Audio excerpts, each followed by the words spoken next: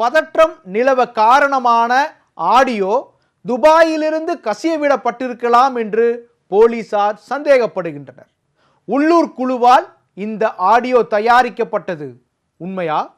எப்படி இருக்கு தேர்தல்லாம்? என்ன ஒண்ணு மழை வரதுக்கு வாய்ப்பு இருக்கு. சரி, ஒருத்தன் நிக்கிறானா? சரி, அவன் பேரு என்னன்னு தெரியல. ஆமா, நம்ம சொல்லிருக்காங்களாம் வர முடியாது ஒண்ணு. சரி, இடையில இந்த ஆளவே கூடாது. சரி, நம்மளுக்கு எப்பவுமே அடிமையாவே இருக்கணும். இந்த ஆடியோ தான் பொன்னமராவதி மற்றும் சுற்றுவட்டார பகுதியில் பதட்டம் ஏற்பட காரணம். இந்த ஆடியோ முழுவதும் ஒரு குறிப்பிட்ட சமூகம் குறித்தும் பெண்களை மோசமாக சித்தரித்தும் இருவர் பேசிக் கொள்கின்றனர். ஆனால் இந்த வீடியோவை திட்டமிட்டு பரப்பியது யார் என்ற கேள்விக்கு இதுவரை பதில் இல்லை.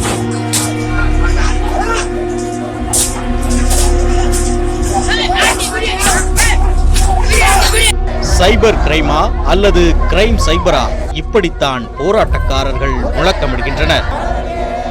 ஒரு வார காலமாகியும் வாட்ஸ்அப்பில் பேசி அனுப்பிய மர்ம நபரை கண்டுபிடிக்காத காவல்துறையை கண்டித்து ஆவுடையார் கோயில் அருகே உள்ள கரூரில் சாலை மறியல் போராட்டத்தில் நூற்றுக்கணக்கானோர் ஈடுபட்டனர். போராட்டம் தொடர என்ன காரணம்?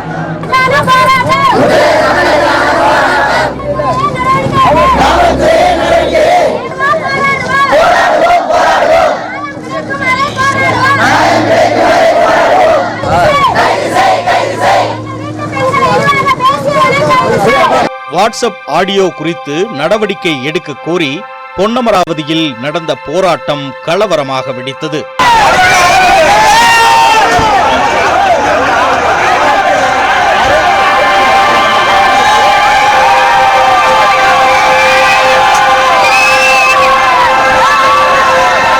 போலீசார் மீது கல்வீசி தாக்கியதோடு வாகனங்களையும் அடித்து நொறுக்கினர்.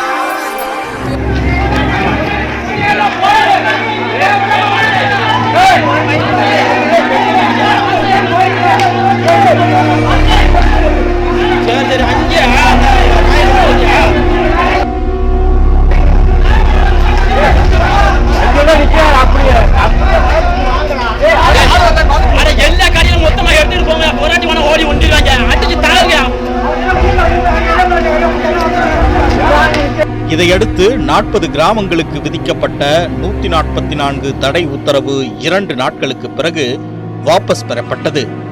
1000 பேர் மீது பொது சொத்துக்களை சேதம் விளைவித்தல் உள்ளிட்ட பிரிவுகளின் கீழ் போலீசார் வழக்கு பதிவு செய்தனர்.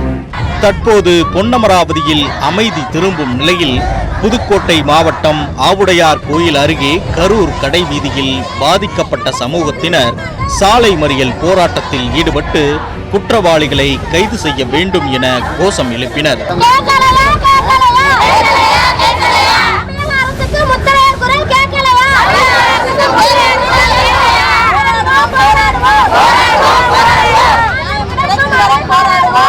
இந்த சைபர் கிரைம்ங்கிறத கிரைம் சைபரா வச்சிடலாம். இந்த ஒரு வார காலமாக நாங்கள் போராடிட்டு இருக்கோம். இந்த வாட்ஸ்அப்ல வெளியிட்ட வீடியோவானது ஒரு வாரம் காலமாக உலா வந்துகிட்டு இருக்கு. சைபர் கிரைம் நினைச்சிருந்தா 2 நாள்ல கண்டுபிடிச்சிருக்கலாம். ஆனா அவங்க ஒரு வாரம் காலமாக நேத்து வரைக்கும் டைம் கொடுத்து கண்டுபிடிக்கல.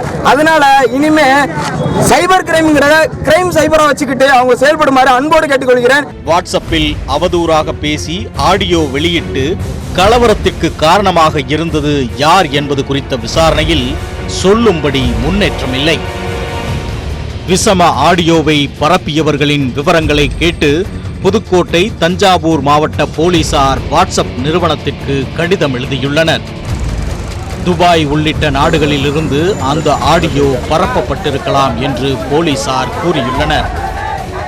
இந்த வழக்கில் சந்தேகத்தின் பேரில் திருச்சிற்றம்பலத்தைச் சேர்ந்த 2 பேரையும் மதுக்கூரைச் சேர்ந்த 2 பேரையும் அழைத்துச் சென்று காவல்துறையினர் விசாரணை மேற்கொண்டனர். ஆனால் விசாரணையில் தங்களுக்கு வந்த பதிவை மற்றவர்களுக்கு நாங்கள் ஃபார்வர்ட் செய்தோம் என்று கூறியதால் அவர்களை போலீசார் விடுவித்தனர். வெளிநாட்டு தொடர்பு உள்ளது என்று கூறப்பட்டாலும் உள்ளூர் அமைப்புகளைச் சேர்ந்தவர்களின் மீதும் சந்தேகம் எழுப்பப்படுகிறது. தமிழகத்திலே 15 மாவட்டங்களிலே பெரும்பான்மையாக இருக்கக்கூடிய எங்களுடைய சமுதாய மக்கள் வாழ்கின்ற பகுதியிலே எங்கேயுமே இந்த பிரச்சனை நடக்கல.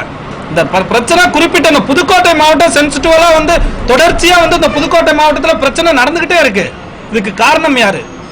இந்த முக்குளத்தோர் சமுதாயத்தை நம்முடைய எதிரிகள் என்று சொல்லக்கூடிய தலைமை எது என்பதை காவல்துறை ஏன் நடவடிக்கை எடுக்கல? இதுவரைக்கும் காவல்துறை அன்னைக்கே முக்குளத்தோர் சமுதாயம் இந்த முத்திரையர்களின் எதிரி என்று சொன்னப்பே நடவடிக்கை எடுத்திருந்தா இந்த பிரச்சனை இன்று நடைபெற்றிருக்கிறது.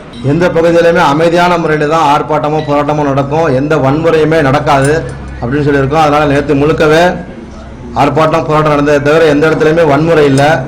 நிலைமை கட்டுக்குள்ள கொண்டு வந்துட்டோம். சங்கம் சார்பாக இறங்கி நிலைமையை கட்டுக்குள்ள கொண்டு வந்துட்டோம். இதற்கிடையில் புதுக்கோட்டை மாவட்டம் இலுப்பூர் வருவாய் கோட்டாட்சியர் சிவதாசை காத்திருப்பு பட்டியலுக்கு மாற்றி தேர்தல் ஆணையம் உத்தரவிட்டுள்ளது. பொன்னமராவதி உள்ளிட்ட 49 கிராமங்களுக்கு 144 தடை உத்தரவு பிறப்பித்தவர் சிவதாசை காத்திருப்பு பட்டியலுக்கு மாற்றியது ஏன்?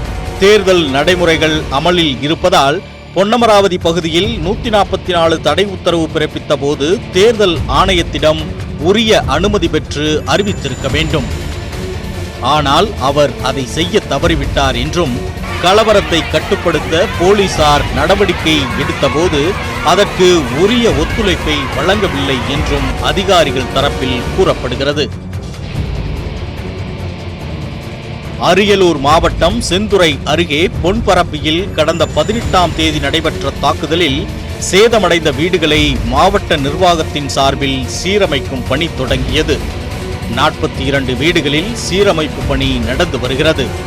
அதேபோல் இரு பிரிவினரிடமும் தனித்தனியாக அமைதி பேச்சுவார்த்தை நடைபெற்றது. அதில் அமைதி நிலவ இரு தரப்பினரும் ஒத்துழைப்பதாக அதிகாரிகள் கூறியுள்ளனர்.